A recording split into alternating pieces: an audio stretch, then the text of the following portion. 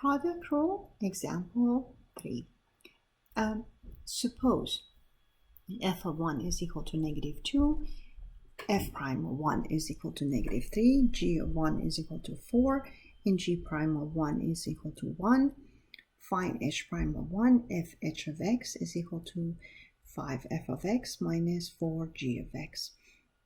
So the rule of a function is not given to us. We're trying to find derivative by just knowing the value of the function and the value of the derivative at certain points. And no other information. This is very typical to make sure that your understanding of how the function and the derivative work simultaneously, not considering the rules. Sometimes rules become part of the process for you, and you forget what the actual solving problem was. And so it's important for us to go back to those, and this type of problem signifies that and are important. And so again, what you want to do is you want to write the derivative as it is, and using the derivative rules, and then you want to go back and break that derivative down so you can use the information given and solve for a derivative. And so we start with actually not with a product, but with something that we could have done in the previous section. Let h of x be 5f of x minus 4g of x. Let's take the derivative of that. First thing I notice, there's a negative sign between them. So what I do is basically write the derivative and take the derivative of each term.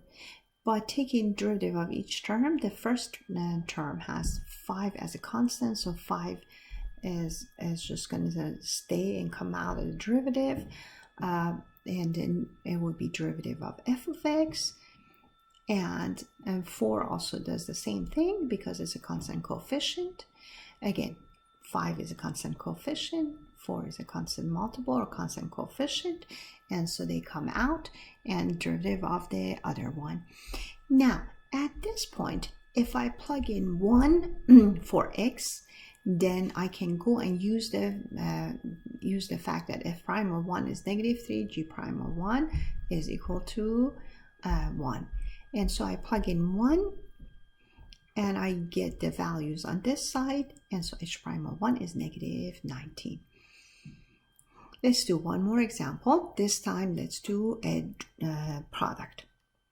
So now I have to use product rule to take the derivative of h of x and relate it to the values that are given.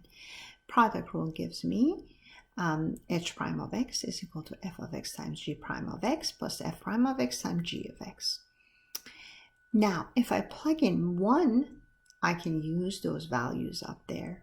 And now you see that f of 1, that y f of 1 and g of 1 are given, because also I need those values. So f of 1 times g prime of 1 plus f prime of 1 times g of 1 gives me basically the numbers I want. Solve for these, and the answer is negative 14. Now let's do another example on this part. Let's do quotient rule example 4.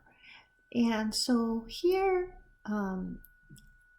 again, information is given for the function, two functions, and their derivatives. Now we're finding h prime of 1 if h of x is f of x divided by g of x. Quotient rule says low d high minus high d low divided by the square of the low. We go, and so we write that down. Now if I plug in 1, I get the right answer. I can use the information. And so I plug in 1, I use the information, and the answer is -5/8. So what about this one? Now, find h prime of 1 if h of x is 1 plus g of x minus, over 1 minus f of x. So in this case, derivative of high is derivative of 1, which is 0, plus g prime of x. So derivative of high, 1 is g prime of x, times low, 1 minus f of x, minus high, which is 1 plus g of x, times derivative of low. Derivative of low is derivative of 1, 0, minus f prime of x. Now, if I plug in 1, over the 1 minus, over the low to power 2. Now, if I plug in 1, I can actually plug in 1 for x. I can use this information and completely solve the problem.